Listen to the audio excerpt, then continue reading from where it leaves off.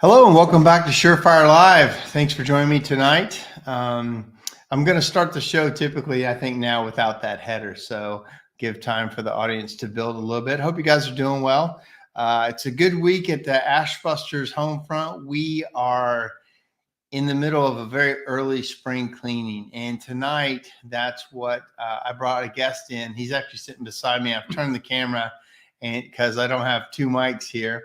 But his name is Bob Arble, and I'll bring him on in a minute. But a couple announcements. Taylor Hill is going to be my guest next week, and Taylor has gotten into coaching businesses as well as doing all the amazing marketing that he does. That being said, he's going to have a 1-hour free webinar. You know, he's worked with hundreds of chimney companies, and you know, he started off marketing, but what he realizes was that he could give you all the marketing tips, yet if you couldn't handle the phone or you couldn't schedule the trucks, then the marketing didn't really work, or maybe it worked too well and then you had to slow it down. So he's learned a ton about how to run chimney businesses, and he's worked with a lot of big companies that he can share a lot of the, you know, how-tos and what ifs and those kind of things. So he's going to do a free 1-hour webinar on January 20th at 3 p.m. And I put a little link. He said to sign up for it, just go to his name, taylorhill.com, and you can sign up for his process and do a free webinar with him. And he always is entertaining, always has really great insights. So he will be on the show next week also talking about it, but go there and sign up for it for the January 20th, 3 p.m. Said it'll take about an hour long webinar. So, all right, with that, I want to talk about my guest. I pulled him out of retirement. I didn't realize I pulled him out of retirement.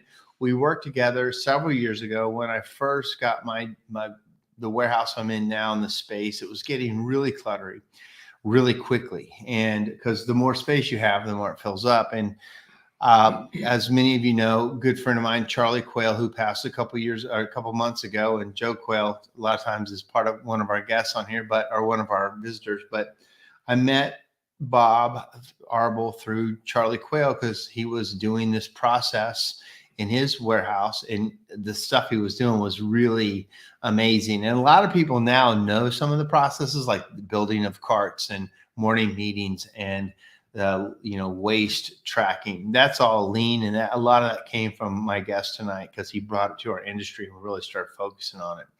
But as I started growing, I also started growing into more chaos. And every time I've grown a business, and especially in chimney business, every benchmark, a couple $1 million, we kind of go through another rephasing process or another growth problem. You also go through people who don't know the old processes. So Ashbusters has grown a lot over the last couple of years, yet we're growing, but not more organized at all. And that's what we're going to talk about tonight, is the lean process of constant improvement. That being said, we've had a changeover in our production manager, and I'm getting ready to have a new production manager come in, and I wanted to give him a fresh, clean warehouse, not a hand-me-down post-COVID nightmare. And so we brought Bob in. So I'm going to swing the camera around.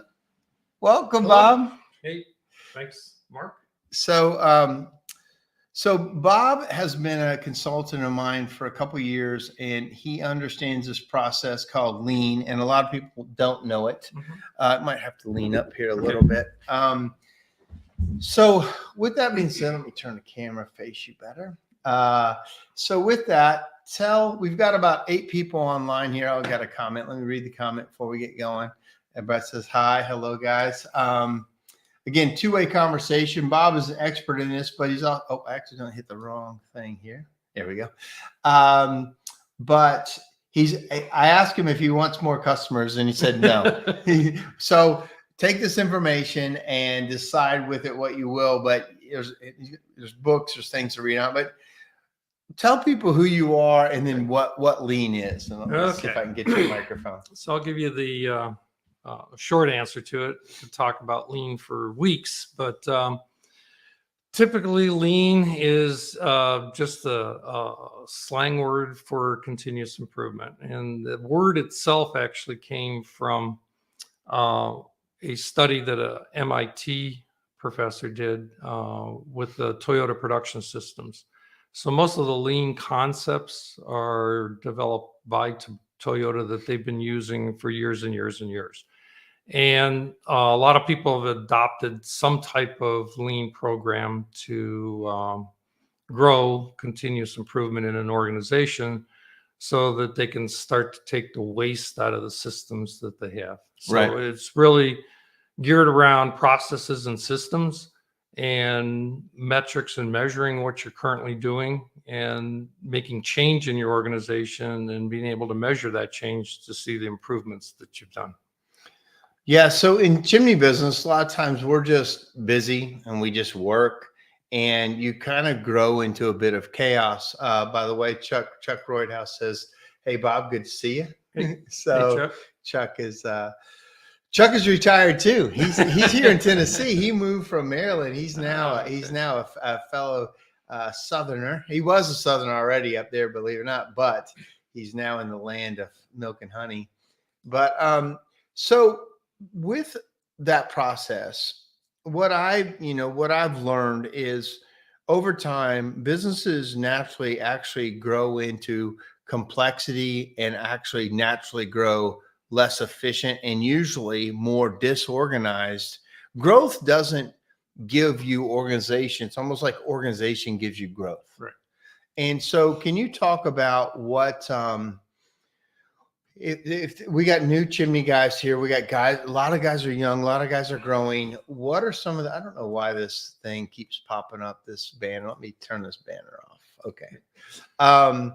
Talk about what you have seen in other organizations and then chimney companies. So I've worked with a lot of the different types of service industries. And a lot of times when you talk to owners about growth, it's really that they don't want to duplicate the chaos that they've got. So if they're working X amount of hours a day, they think with the additional chaos because of growth, it becomes too overcome, by that. So a lot of times what happens is that if you can start to build processes and systems in your business, it really starts to reduce the amount of chaos in the business, and you work on a process that has feedback so that you can actually fix a lot of the problems that you have. And when you put solid systems, processes in, it really reduces a lot of the chaos, and the growth is just, another day. And it isn't as overwhelming as it had been prior to putting a system or process in. Let's talk about what a process looks like. So we say processes, but for us in the chimney world, you come in, tell them how you put these processes in place. Okay. So all processes is how you do work. And when you start looking at how you do work, you start documenting the steps or using a process flow chart to actually see what you're doing.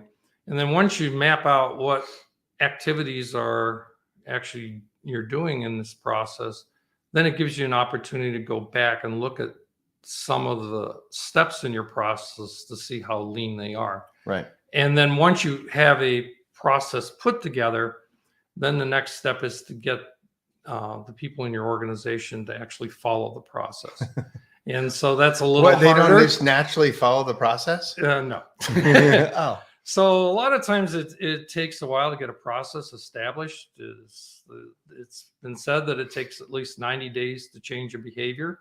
And if you've got certain behaviors going on that are different than your process, it's something that you have to work on with people to be able to follow the process. So I'll give you an example of what we're doing and what he's helped us with. And one of the things you brought in initially were just kitting and carting up the jobs every morning or every evening before the job went out. So one of the issues we had was guys would come into the warehouse, have to find all the parts, put their jobs together. This is on that shelf. This is on that shelf. This is over here. This is in that corner. And they would have to find every job every morning. And then when they didn't have something, go to the brickyard, go to Home Depot, go to Lowe's, go to the hearth shop and get something. And then we could start our day. And when you came in, one of the biggest processes was kits. The job was a kit and was completely ready and in an area every morning. When the guys came in, all they had to do was grab their kit. It had all their stuff, and every job actually had its own kit. So if you had a couple jobs, it was separated by things you checked, make sure you had everything you needed, and then you went out and did the job. Yes. That was by far one of the biggest. Now, there's a person in charge of that process, right? It's not just somebody's part-time job. It's somebody that sets up the kits. Mm-hmm. But talk about how Charlie thought about his warehouse and how you helped him set that up. Okay. So using the kits, you look at it from a labor standpoint. You have direct labor, which adds value to your product, and indirect labor, which helps support your direct labor to make them more successful. And so you always want your direct labor to be adding as much value to your product as they can for the 8 hours they're working during a day. So if they're in a warehouse putting their jobs together, it's taking time away from the value they could be adding Exactly out in the field. So usually a warehouse manager or somebody that has the responsibility of the warehouse would be part of their new role if you went this route, and they would start to put the kit together so they could get out earlier in the morning and adding more value. And as you get more and more mature with the system, then you can start working on all the other parts and pieces that they may have to stop at Lowe's or Home Depot to get, and have those supplied in-house also, so that they're not stopping. And anytime they stop to get something at Lowe's or Home Depot, again, you're taking value away from your product, and it's more of an indirect labor job than it is a direct labor job. I've got a couple comments here. Okay, so it says, great to see you guys. I'm all ears. Some of the times I can't see who the Facebook user is. I don't know why it does it, because when I go back and see my feed, I can see who it was. But other Chuck says lean equals profits and organization. Yeah, and really, that's the bottom line. Yeah. So that's really when you take the waste out, and you look at the amount of waste you had. Yeah, certainly the opportunity for more profit is there. Yeah. And I mean, unless anybody's just doing this for the fun of it, we want profit. Somebody kept getting beat up. Yes, chaos sucks and keeps you bogged down. You got to be organized. No, you have to organize and get stuff together the night before. So in the AM, you load and go, right? That was the idea. But then if you don't have anybody in charge of it, everybody just comes in, and in the morning, it's like a hornet's nest of people trying to get their stuff. And hey, I had this elbow sitting here for 2 weeks. Where to go? I used it last week on a job. And it was just, then when you add it up, like you said, your crew's doing indirect labor stuff. And let's just say you're $300 an hour, and they go to Home Depot for an hour. You might have just bought 6 tubes of caulk, but that cost you 6 tubes of caulk plus $300. When you start adding that waste up and keeping your guys focused, and plus, not only that, did they buy some extra tools? Did they buy some stuff they needed? Did they just go shopping because they've got the company credit card? And you helped us understand not only waste that you could easily see, like a broken part or a missed job, but also just the opportunity cost of being unorganized. Was a 6-figure, we call him Mr. Waste, and it might have been from you. Mr. Waste in our company has a 6-figure salary at least. And I want to work to reduce Mr. Waste's salary. Now today, last 2 days, we have worked on my warehouse, and it's been just painful to just see the waste that happened. And I'm not going to totally blame COVID. A lot of it is our own fault, but there was a lot of COVID-based issues that cropped up that caused waste, with customers canceling jobs after they've waited so long, and then we're stuck with the parts, or we got part of the order in, but we couldn't get the fan and the surround systems of the customer canceled. Nobody take it off. Stuff was damaged. It wouldn't go. They wouldn't return it back. And just sometimes we had to overbuy stuff that we didn't sell because we could not get parts because of COVID. So you bought more of them, and now you got a bunch of stuff that you can't sell. So I'm going to blame others instead of myself, which I like to do. But it's my fault basically, but it was ugly. Mr. Waste got a big paycheck. I saw a bunch of his paycheck go in the dumpster for the last 2 days. A couple more things. It says, I used to gather a week before, and that way, if you were missing a part, you could fast order it. Yeah. Like what he's saying is if you have a process that works to keep the production working, whatever your system is a week before. We'll talk about what Charlie had. I mean, yeah. So they had a great coordination so that he used to call it, instead of a warehouse, was a flow house. And they would be able to coordinate their jobs with deliveries from their suppliers. So they would get a delivery in a day and a half before the job was due. So it'd come off the truck. It was kitted up with maybe another part or two that was there, and then put on the cart. And so it really spent no more than 2 days in a warehouse. Yeah. And a lot of that was pre-COVID, and a lot of us had to make adjustments where we had to order stuff a month in advance. Yes. And I'll tell you one thing I learned today, that really a program we put in place because of COVID has to go away. And Bob helped me see it, which was the fact that we would order, we would order parts, but not put them on the schedule till we received them all. Well, and then once we received everything, then we put it on the schedule. So the customer, because there'd be times like, yeah, it's going to be here next week. And then it didn't come. And then people were mad. So we came up with a new policy to wait till we got everything to book it. The problem with that was it started making us warehouse a lot more things. Right. And then all of a sudden they'd be in the warehouse, instead of for a couple of days, it'd be in a warehouse for a couple of months, because it would come in and then we'd be 3 to 4 weeks behind, and then, or still waiting on a fan or a surround, and we couldn't book it. So therefore we just built up months worth of stuff because of this policy that we came up with. Well, yesterday we said, we're going back to the old policy. We're going to call, find out when the delivery date is, and book it. And then that way it only lands in the warehouse for a couple of days before we're out on the job. It's going to save a bunch, but that was a COVID policy that we came up with. And there was a very good reason for it, but now we got to change back. We have to adjust. Next question says, in your warehouse, you need to have a stable for your horse. Stable gets labeled for client X, and all your project goes to that stable till job date. Correct. That's exactly right. That's exactly what we do as well. We put it on a cart or in a certain blocked off, taped off area. It's got its name on it. You used to have a thing where it was like yellow was waiting and still gathering parts, right? Can you talk about that process? So you can use a color coding system that you have an area for your incoming materials before they're logged into the warehouse.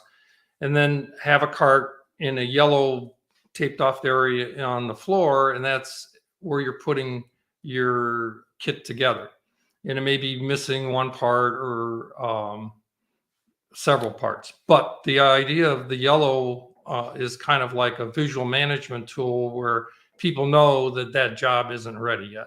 It's not ready yet. It's waiting. It's gathering parts. And then when it has everything, then what? Then it moves into a green square where everybody knows that once the kit arrives in the green square on the floor, it's good to go. Right. So it has everything that it needs. Double check it if you'd like, and then load it onto the truck.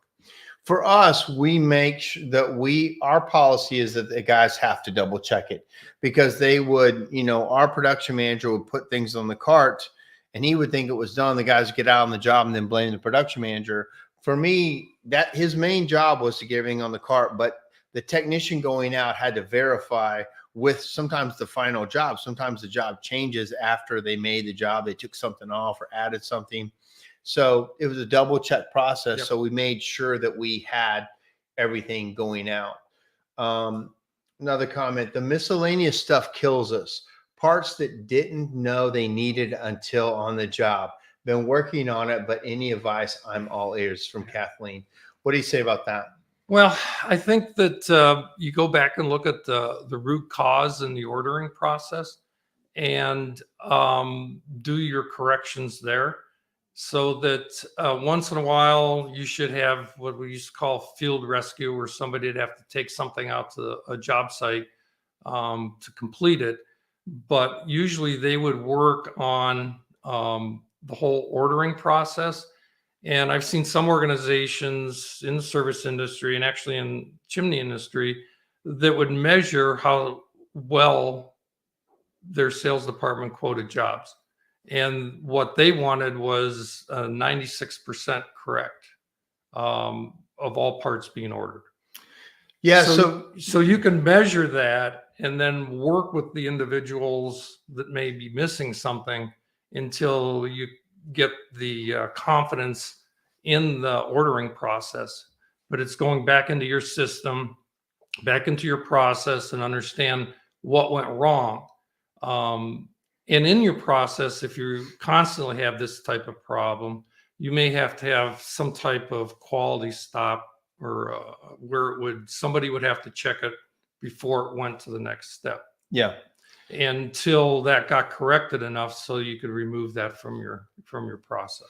So Kathleen, one of the things that we learned was, one, a lot of it was in the estimating process when one of the estimators didn't write the details. So then we had to build out processes so they almost could not forget the details. He had to check it or uncheck it.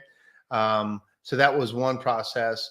Two, talk about the idea of the red, yellow, green dot day of how you would track that if it was how the day went. Yeah.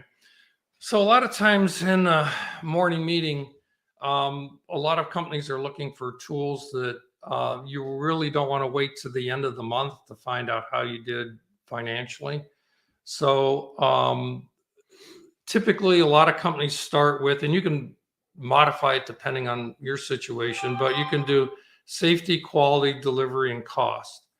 And what you look at are those four major categories and how did we perform those functions for the day. And again, then it gives you an opportunity to measure how successful we were at how many jobs did we complete for the delivery aspect of it. And then if you had 6 jobs that were supposed to be done this day, but only 5 got done, there's a reason for it. And then a lot of times it'll go on a flip chart, and it's an opportunity to fix whatever happened in the process so that it wouldn't happen again.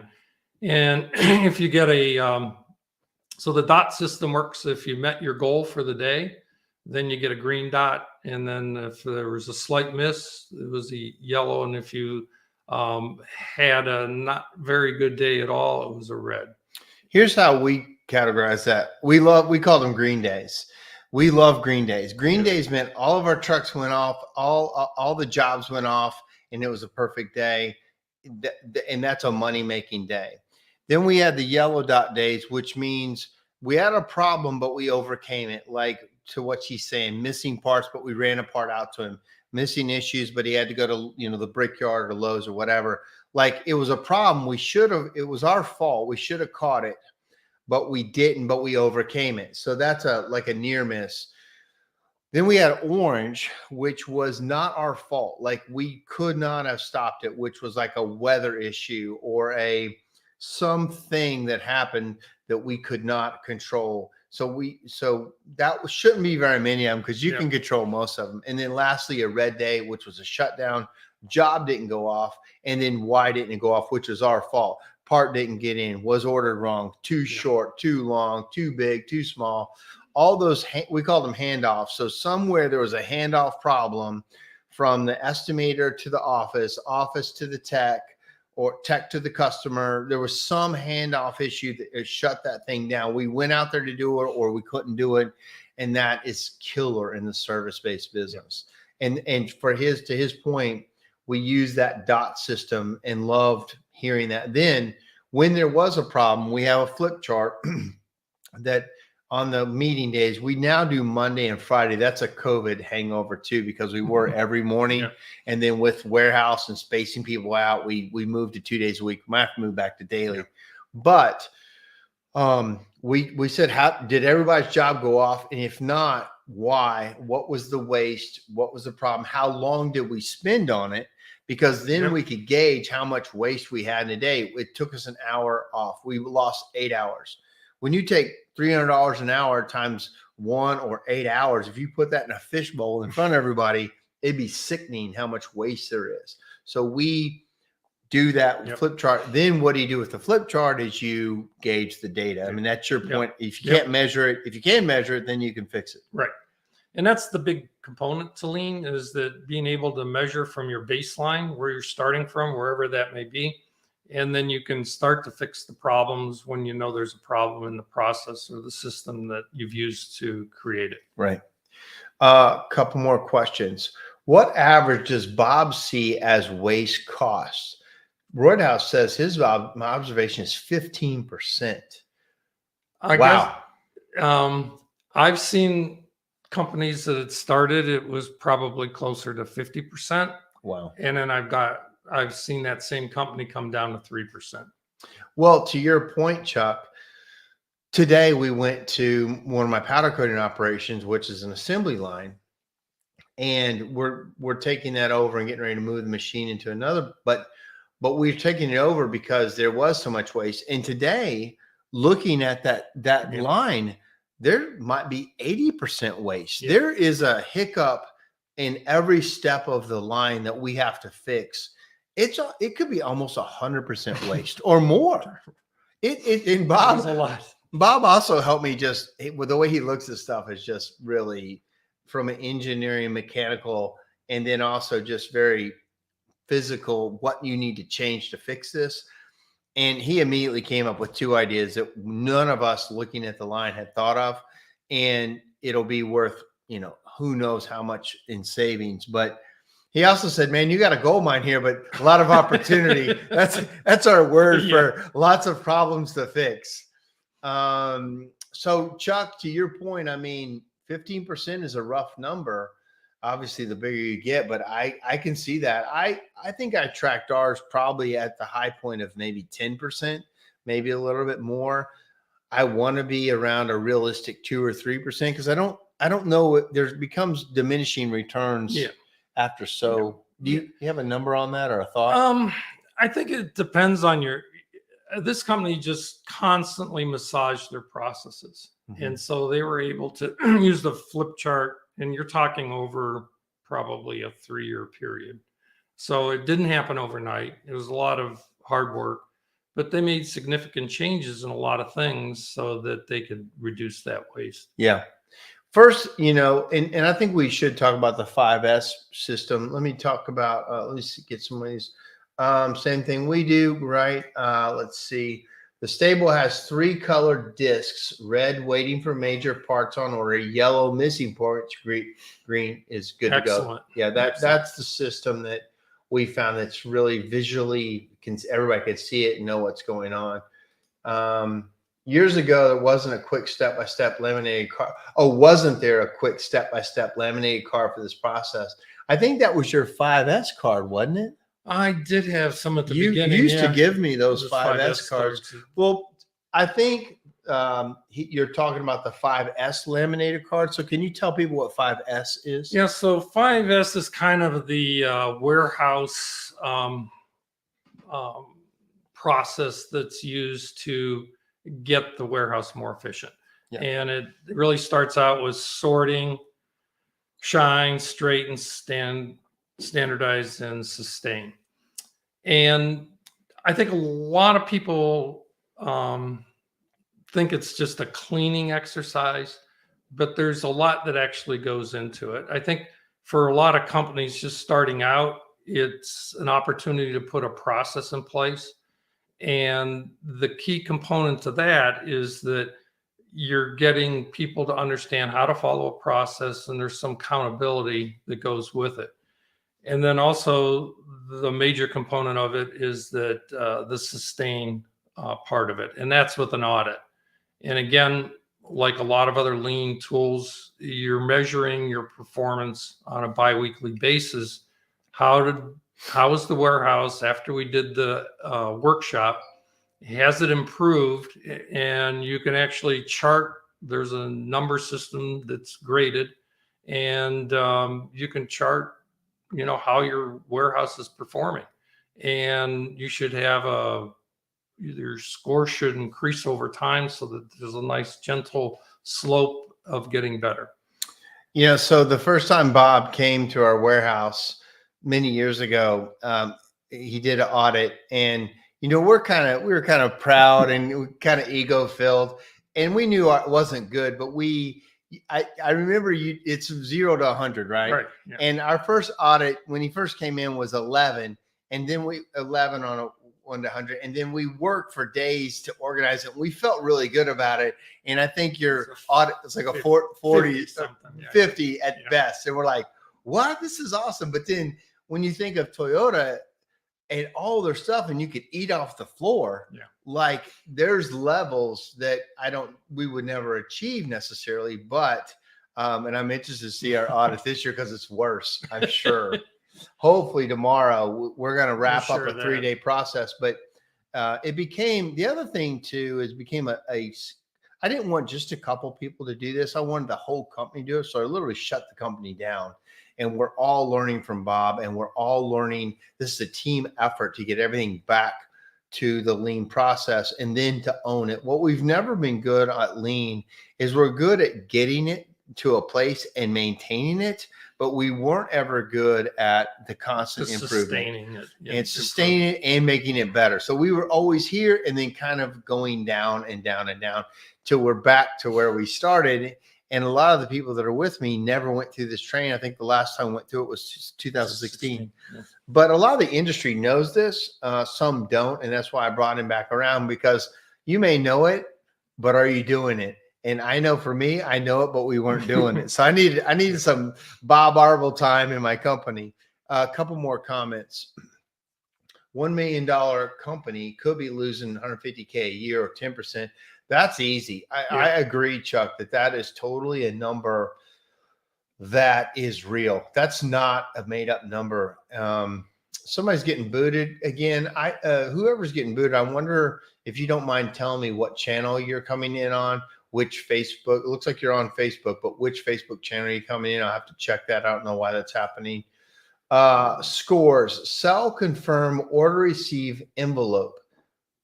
So that's what envelope. So have you heard of that acronym before? No, that's good. Yeah. I mean, I wonder what envelope is. And I don't know if that's a typo, but I understand sell, clearly, confirm, order, receive. And then that next part, help me understand what that is. So here's Diane. Hey, Diane. Does Bob feel lean is effective for every size, one truck versus multi-truck company? And is it only geared towards warehouses as opposed to storage areas? No, usually the warehouse reorganization is just really the first step. There's about 20 great tools that lean offers that you can learn throughout the businesses. And usually it starts there in the warehouse, and then it migrates to some type of morning meeting where we're collecting data on the organization. And then it starts to move into process flow, where you're understanding your processes better. And that's everything from sales to how we do returns, just a myriad of processes that a company may have. And I think it applies to a one truck or a multi-truck company. It actually works better and better for a multi-truck company than it does for maybe a one truck size.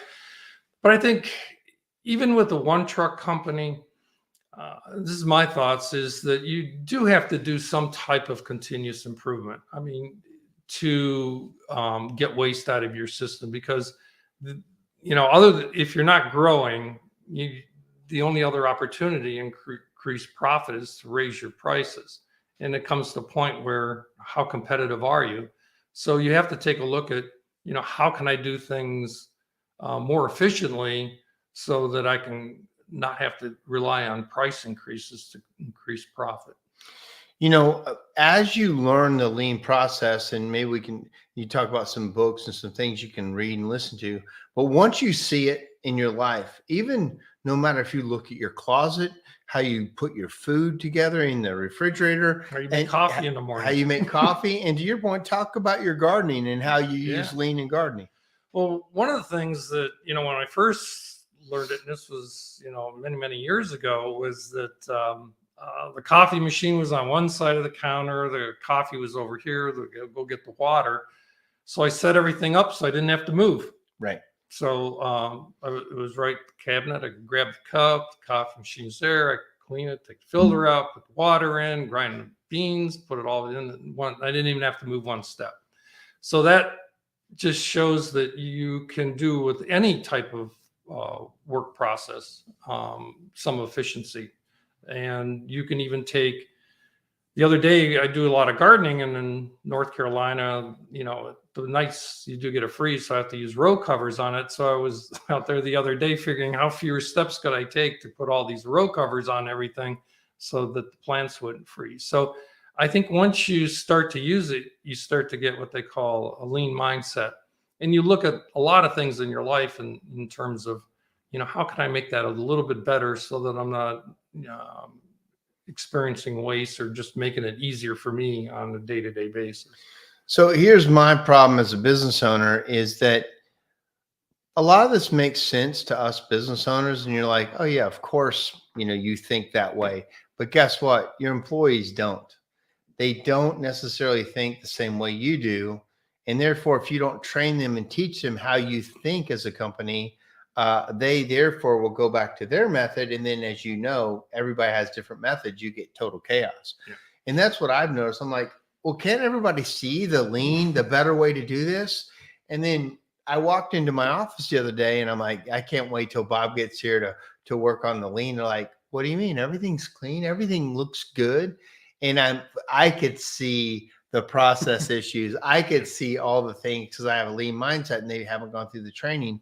But once you learn that system, you start seeing it. But my main thing is you can't assume everybody else can see it. Right. They literally can't when it's No, they super can't. clear to you. And then, but then if you don't train your company on it, it just becomes a housekeeping exercise. And I've heard you say that before. Yeah, everybody's like, yeah, okay, today's warehouse day, we clean it and we put everything away. But if you don't set up the system, like the tool system and the outlines, talk about house cleaning exercise versus process creation. Yeah. So I've always thought, if you just do a cleaning, it's like asking your kids to clean their bedroom. That, a month from now, you're going to be asking them to do the same thing. So again, I think if you set up a measurement system, so you're actually measuring how they're using the warehouse, which is done with the audit, then you've got something to use as data to say, hey, you know what? Our scores are lowering. Let's go around and take a look at why did we have a 3 last audit and now we only have a 2? It's an opportunity for managers to get involved in the process and do a teaching session and get them to understand it a little bit better. I was always says, once you get good processes in place, it's not the employee's fault, it's the process's fault. Right. So something in the process allowed them to make an error. Right. And one of the other things too is all flat surfaces gather stuff, all corners gather stuff. And when I walk into a business or anything, I look on the flat surfaces in the corners to see how organized they are. Yep. Like it jumps out to you when a place isn't lean or is letting lean slip. You've got the 5S, what transforming a warehouse looks like. You want me to read those? Sure, go ahead. Yeah. So he's got a list here of how you transform a warehouse and what he did with our stuff and how he's worked with us over the years. And the 5S again is sort, shine, straighten, standardize, sustain. So what is in each of those things? It goes like this. So sort, we did this yesterday. We moved all material from the warehouse into one area or outside, which we moved outside a lot of it. cleared out all unnecessary items. So this is where it's really painful. Very painful. The dumpsters get full of stuff that you could use. So how many dumpsters did you? I really don't want to talk about that in public. A lot of dumpsters of just stuff that is, well, some of it was bad trash. Some of it was broken tools, blah, blah, blah, all those things. Some of it was stuff we just could not use anymore, or there's a decision to be made. Clear out unnecessary items, put all needed items in one area or outside, establish a hold area for unidentified materials. So there was a lot of stuff that we couldn't make a decision on yet. And we had to put those in an area. And again, everybody is moving. So this part, sort, is total chaos. Yes. You want to talk about the sort part? Yes, it looks very chaotic. You've got a lot of people moving a lot of product around, and then you've got them trying to understand what you're trying to do and accomplish. So it takes a little effort in getting them to move in the right direction with the right things, and putting them in the right places. But at the end, it worked. As it does with all the other warehouses that I've been to. So it's a little chaotic, but you come out better in the end. It's like pulling everything out of your closet. You pull everything out, it's a mess. You organize, like, get rid of this stuff. I need this stuff. So then shine.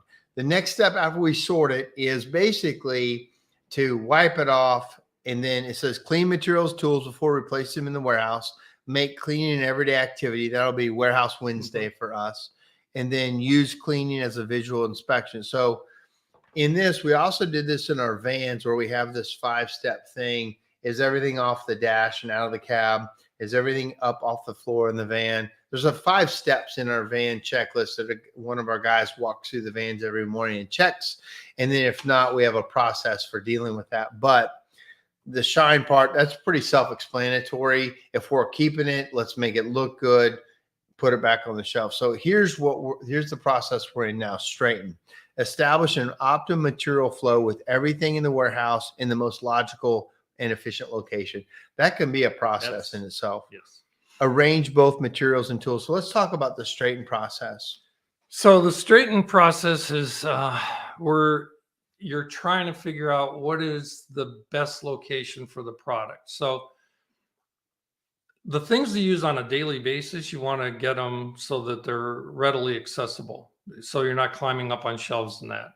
And then you kind of, if you're going to use some racking, then you kind of work your way up the racks depending on how much the product's being used. And also when you're loading a truck or you have to get heavy materials in it, how close, with the bricks and the concrete and the mortar, and, how close to the door can you get them so that people aren't traveling longer distances to get them into the truck. So a lot of it is just taking a step back and say, how do we want this product to flow?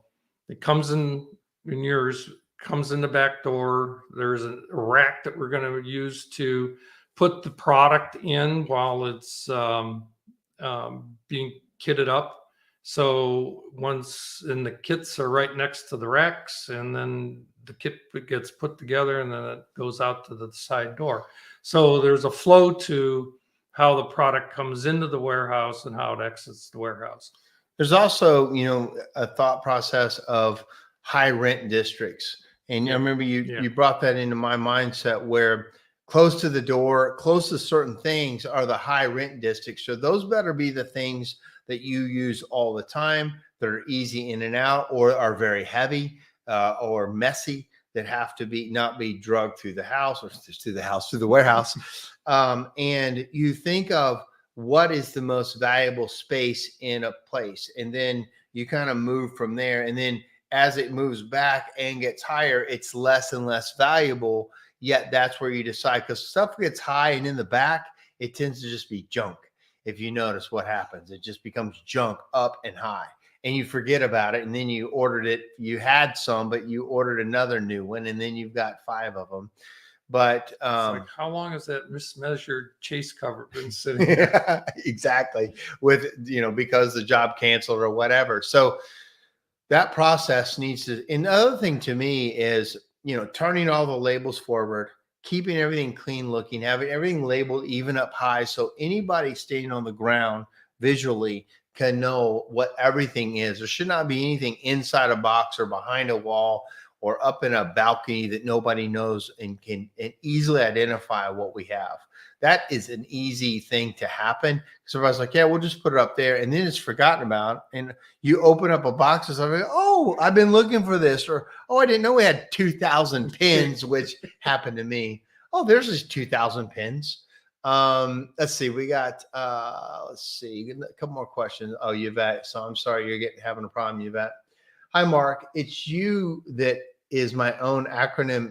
Oh, hi, Mark. It's you that it's my own acronym envelope means you grab all the product that came in and put it in one spot. So you are the one that takes care of that. It's your responsibility. Yeah. Got it. So yeah, this is Roydhouse Stonerism. Mr. Waste is on my payroll. And I have said that for years. Mr. Waste gets a lot of my money and I do not like the guy.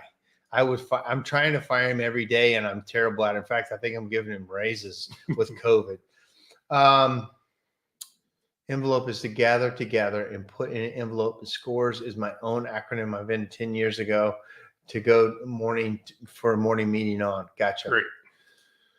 Okay. We could definitely have implemented the lean system when we were 1 to 3 trucks. Some of our most inefficient times in business was 1 to 3 trucks. I thought my manpower canceled it out. So for me, that's where if you're 1 to 3 trucks, that's how you get to 5 trucks without too much chaos. If you don't build these systems in, 5 trucks and then 10 trucks become a mess. Yeah. Well, you think of it like a Walmart or a place like that. You know, in a smaller business, you can get your arms around most everything, but in a large setting, in a large facility that a lot of things are going on, you have to have the processes and systems in place to even understand what's going on in your business. So that's the other value that a process and system gives to a company as it's growing, is that, you know, when you get up to probably 10 trucks or even less than that, you've kind of lost the control because you're not on the front lines anymore. You're relying on other people. Well, if there's no system for the way product gets handled when it comes in, the way stuff comes off of a truck, all of a sudden it starts building up by the door. And my manager, Jonah, is like, dude, my front door, because he manages our Knoxville office, he goes, my front door, everybody just gets stuff off their truck. And it's the thing I've got to clean all the time because his only process is to get mad and put stuff away for them, or yell at them and say, put it away, instead of having an area that everybody knows where it goes. Yeah.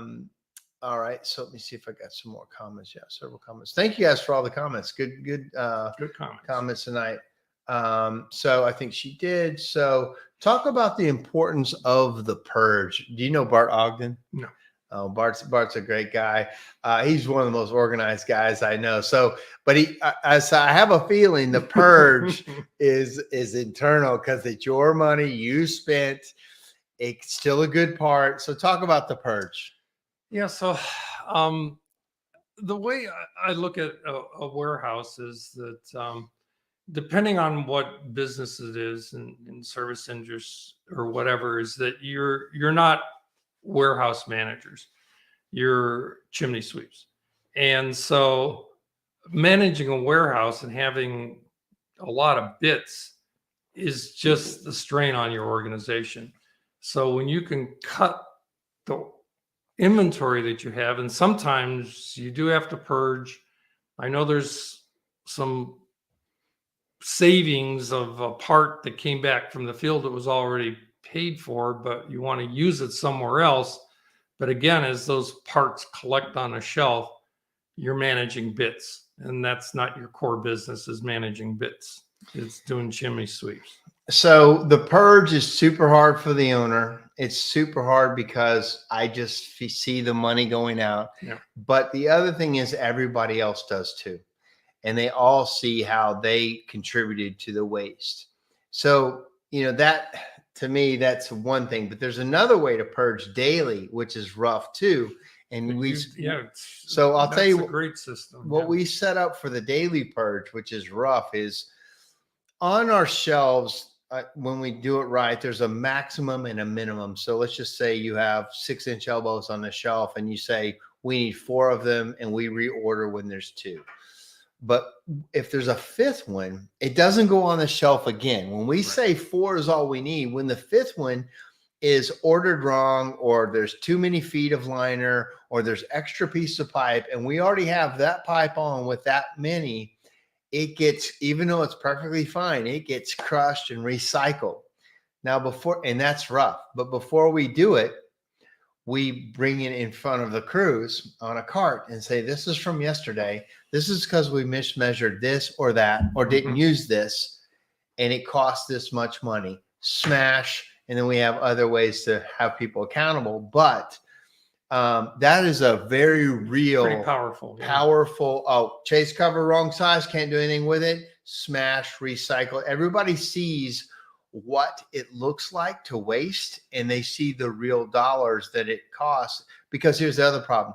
Let's just say you go, oh no, I'm going to keep that. We said 4, but I'm going to keep 5. Well, then what keeps you from having 6, 7, 8, 10, 15, 20? And then at what point, you've already paid for it in the job typically, and then you need a bigger and bigger and bigger warehouse. You can't. Charlie ran, from what I know, about a 6 truck from about 1 rack. Basically 1 rack of 2 racks of inventory, and he had a very small space to run a lot of trucks out of, and very efficiently. And I know today, when you came, our warehouse looked stuffed. We did this process, and all of a sudden it looks like there's space, and we literally felt like we were busting at the seams. So anyway, the importance of the purge really should be a weekly thing. The purge should be, we're going to have warehouse Wednesdays. We're going to re-implement that. The crews take sections. They go through, they do the clean, they do the check, they make sure we got what we need, and then we do an audit, and we constantly try to we want to never, ever get back to where we are right now. But I'm going to blame others. So it's not my fault. Chuck says, have you ever considered a computer diagram of shelf inventory or layout to track before ordering? I'm not sure if you're asking me that or Bob that. Do you? Computer diagram, that's pretty in depth. And again, if you don't have much inventory, and that's the whole goal, is to kind of reduce as much inventory as you have. That's pretty in depth for managing inventory. So Chuck, you know me. No, I haven't. But I think our point now with COVID and a lot of stuff that has caught up on the supply chain is to not have inventory. I want as little inventory as I can have, because when I look around my warehouse and I see how much cash that is, that it's painful to me. Now there's clear things like, coatings and clear things that we're going to go through and use multiples of. It's all the extra units and pipe and pieces and, as we say, bits that just build up on you, that become totally, it's a weight that you have on you. And so Mike Ellis says, I have lots of bits. He's so right. Well, it's because it's in our nature to not throw good stuff away. Yeah. It's totally against your nature to do what Bob is saying, yet totally needed to have a manageable growing system. If not, you just get clogged down under the weight of your crap. Yep. And it's one decision or the other. You're either gonna have this system and get rid of stuff, or you're gonna get weighted down and need more and more space. I'm not sure who this is. Says, hey Bob, great to see you. You got a lot of fans out here, Bob. A lot of people know you from the days. From back in the day. So we're wrapping up our time. We just got a couple more minutes. Anything else you would like to leave people with? Here's another quick thing. Would a praise/penalty system work to help you ensure employees understand and apply processes properly and efficiently? Yeah, I think I'm a big proponent of reward systems. So I'd like to reward the correct behavior. So a lot of times there's multiple things you can do that when you're trying to change behaviors in an organization, to recognize those that have done it. And a lot of times others will follow. because people like praise. But just a good job. I appreciate you, putting the things back like they should. Here's a $5 McDonald's coupon. There's multiple things that you That buys can you use. one egg Yeah, sandwich. one egg now. sandwich. Now We're gonna have to go with $10 now. Yeah, 10. So, but yeah, on the penalty part, that would be the last, kind of thing when nothing else worked. But usually, if you work on the reward and recognition system, I've managed large manufacturing plants, and that was the systems we used for 500 and 1,500 employees, and it seemed to work extremely well. I agree. I like to start with a reward. And so maybe it's the least waste on their bids, or there's, some kind of a waste process that we put in place. Now we do have the penalty side, which is, most of our production employees are commission based, and it's a reduction of commission. If there's waste in the situation that we have to throw stuff away, it reduces the commission for the final job. And so there's a very real feeling when you mess something up. And for me, it has to be that way. I can't pay out premium dollars for when it's right, and then also pay out premium dollars when it wasn't so right. Yeah. So I have to, my system automatically balances some of that. And so, but that's a good point that there needs to be those systems, Diane. And I love praise and I love rewards. I wish everybody operated under that premise, but they don't. Some people only operate with the hand holding and the hammer. Like that's how they need it. And so you have to have both in a company. I've found, especially our blue collar work, some of the guys only respond well to penalties. Praise, you're like, they don't, it doesn't do anything. Register. Some guys are all about the praise. You got to make sure you give that to them. Hey guys, I'm check on the Eagle Rare right now. Oh, somebody's got a little Eagle Rare going on. Yeah, Eagle Rare is good. So then also Chuck says, knowing your per minute operation costs and square foot warehouse costs will reveal why lean is so important to know. Yeah. That per minute thing, I think the first time I ever saw that was something that Tom Urban did. He had a per minute from the time that's pretty good. Yeah. And it's actually not too hard to understand, but it gets pretty real when you understand how terrible waste is in a company. Again, you're always going to have some. There's no way to run an operation without it, but some have more than others, and that's where the opportunity for lean is. So as we close out, what resources, what would you tell people to do if they want to know more about this process? A lot of times I read this in a book that I was working with a client and still am. I'm doing a lean farm, and a lot of people want to get into lean and are finding it difficult to find somebody to help lead them through it. So the farmer that I was working with that is on his lean farm turned me on to a book called Lean Farming. And this guy read a lot of the books that were put out, by Toyota and a variety of people. And he hooked up with a trailer manufacturer that had implemented lean in his manufacturing company that had about 150 employees. So actually that was his mentor, is that somebody had gone through and actually implemented a lot of the techniques that lean offers. And so I know it's hard to start with a blank sheet of paper and where to start and how to do it.